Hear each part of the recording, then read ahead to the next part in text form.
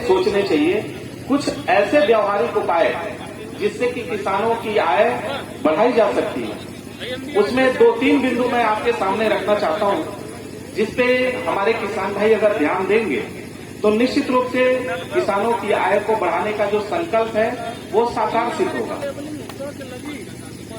पहला उपाय जो कि हमें करना चाहिए हमारे किसान भाइयों को, जो अपनी परंपरागत कृषि गेहूं, धान, गन्ना, इन सारे फसल चक्र को जो हमने एक परंपरा बना ली, इससे हमें बाहर आना होगा और हमें आउट ऑफ बॉक्स जाके, और वो ऐसी फसलें हों जिनकी बाजार में कीमत, आप सभी जानते हैं शिमला मिर्च है, ड्रैगन फ्रूट है, ऐसी बहुत सारी ऐसी फसलें हैं जिनका कि हम उत्पादन अगर करें, उनकी मांग आज शहरों में ज्यादा है।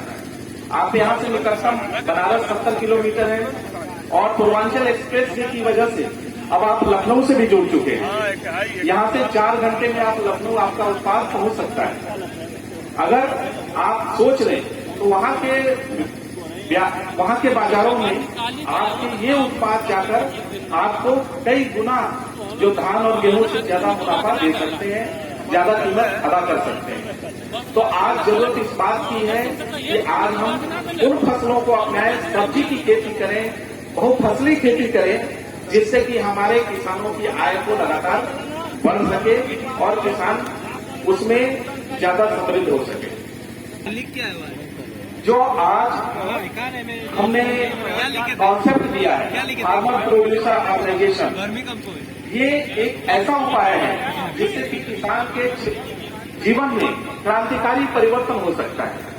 आपके बीच के बहुत किया और किसानों को जोड़ा और आज उनकी आय इतनी ज्यादा है और उनकी मांग उनकी फसलों की ऐसी है जिससे कि वहां दूर से आकर लोग, व्यापारी खेतों से ही उपज लेकर जा रहे हैं। तो आज जरूरत इस बात की है कि हम संगठित हों।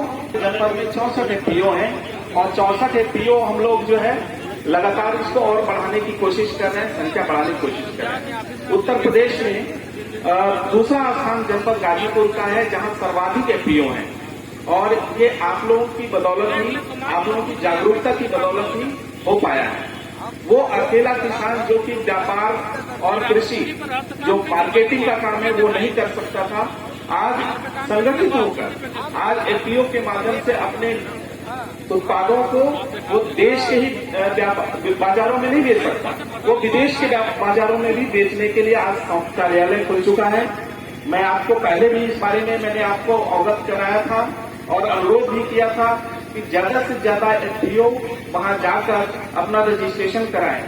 और इसका फायदा क्या होगा? इसका फायदा ये होगा कि आपके जो उत्पाद हैं, जो स्थानीय स्तर पे जो कीमत मिल रही है, वो कीमत आपको विदेश के बाजारों में जब जाएगा वो उत्पाद, तो वो कई गुना अधिक कीमत देकर जाएगा। और आपके बीच के कई किसान ऐसे हैं जिन्होंने कि कोविड काल में यहाँ से मिर्च, मटर और आम इत्यादि का एक्सपोर्ट किया और उन्होंने बाहर विदेश के बाजारों में उन्होंने गल्फ कंट्रीज को, खाड़ी देशों को और अन्य यूरोपीय देशों को भी उन्होंने मार्केट में भेजा और भेजने की जो कीमत है, जो ट्रांसपोर्टेशन कॉस्ट है, हल करते थे। हमने अपने काम को अंजाम दिया।